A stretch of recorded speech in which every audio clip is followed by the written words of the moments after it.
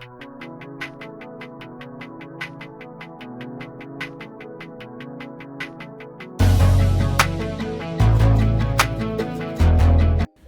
guys, welcome back to my YouTube channel. Happy Sunday. Today is actually Sunday. Okay, hope you are having a nice day. Thank you for stopping by to watch this video. Thank you so much. I really appreciate. Please subscribe to my channel. Please help me grow. All right, share this video. Please create awareness. All right, and then you can please share, comment, all those good stuffs. Now please do it for me. Sorry guys. Okay, so this is the second part of the video I did on early signs of autism. That's how I will be discussing about autism in older children. Okay, so please, if you have not watched that video, it's up already. All right, please go and watch it so that you have a better understanding. Right? Okay, so let's dive right in here. So autism in older children. So what are the signs or common signs of autism in older children? Right? They find it difficult to understand how people feel. Yes, they find it very difficult to understand it. They are not mean. Some people will say the child is just being mean, she is wicked, doesn't understand. No, remember, their brain is not wired like your own. Their brain is wired differently. All right, so they find it difficult to understand how people feel. So when you are angry, they might see someone crying and start laughing. It's not that they want to, they don't mean to laugh, but that is what it is to them. So you need to teach them the right response to emotions. All right, so they find it difficult to understand how you feel, and they find it difficult to express how they feel. Okay, so you will see them, maybe they're excited, their excitement is jumping. That's how they show excitement. You might be excited and just chill, pick up something, read and all of that, but no. So they find it difficult to express how they feel. That is why you also see disruptive behavior in them. All right, so when they are angry or they're irritated, or so they don't know how to say it or communicate it appropriately. They might start to hit or bite or do something, all right, just to tell you that I'm not okay, right? So they find it difficult to express how they feel. Okay, so another sign is they have this keen interest on some certain objects and activities. All right, so it might be a toy car, and they just pick interest in spinning the wheel of the car, you get. Or they might just love swinging, and they want to swing. So anyone they pick interest, they can do it over and over. They can repeat that particular action over and over again. All right, so that's the pointer. So number three point is they love things to be done in a particular way, and they can get very upset when there is a slight change in that routine. All right, so they want to line up objects, maybe just line up objects, and then if there is a slight shift or somebody slightly pushed any of those objects, they will get extremely upset. All right, so they like routine, they love routine. That is why if you really want to get into them, all right, you need to create a routine for them. All right, so you try as much as possible to prevent change, and in a case whereby you cannot prevent change, you need to prepare them for the change.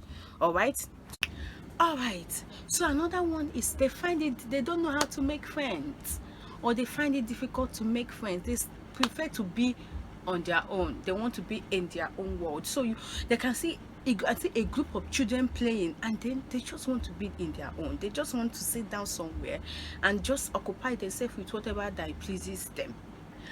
Other one, they might want to, but they don't know how to. So you can see that you might see them standing watching them, but they don't know how to go and engage in that play. They don't know how to communicate that they want to join and they don't know what to do. So they usually have difficulty knowing what next to do.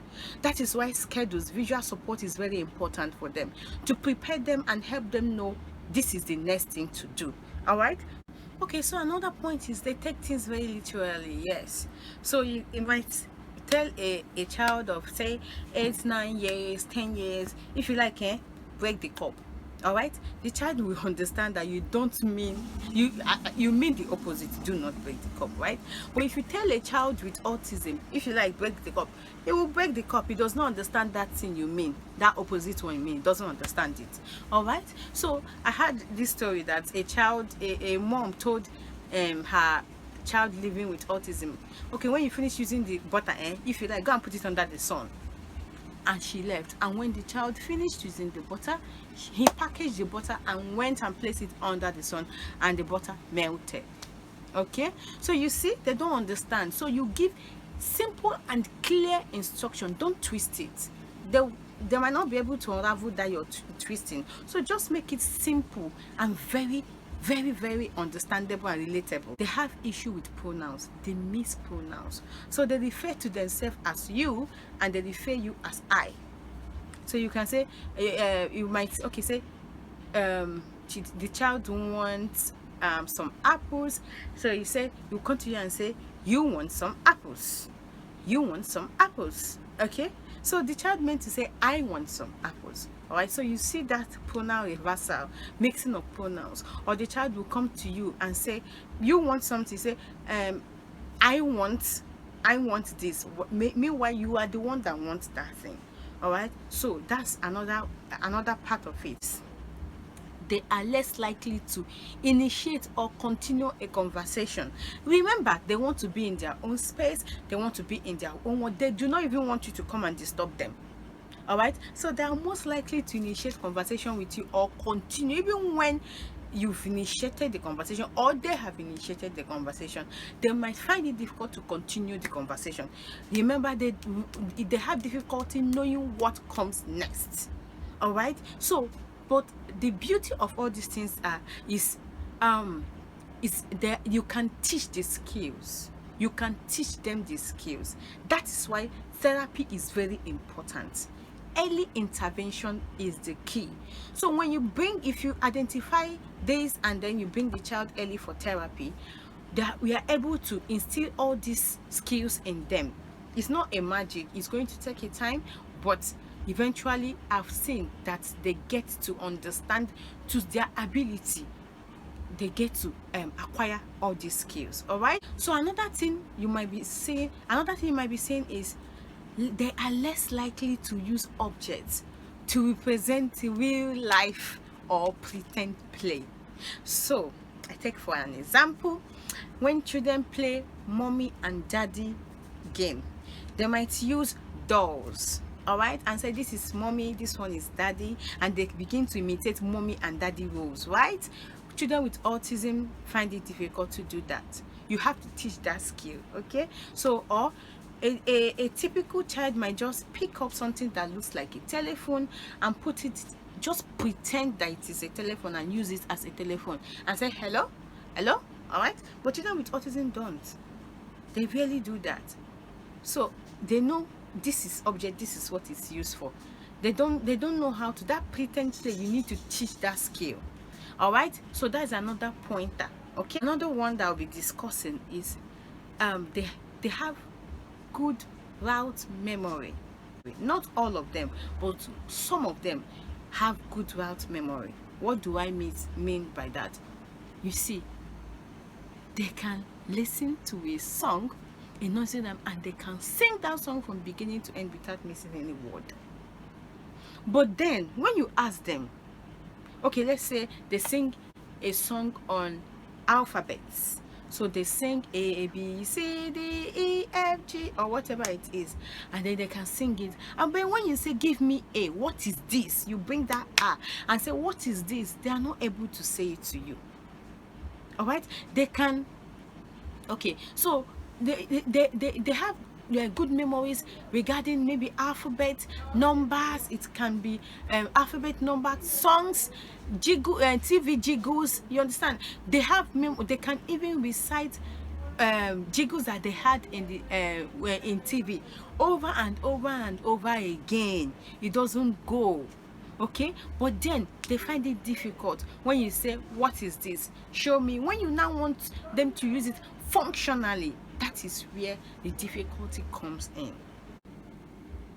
So the last one is they may acquire some skills or some words, but they tend to lose words or social milestones, okay, before the age of 15 to 24 months.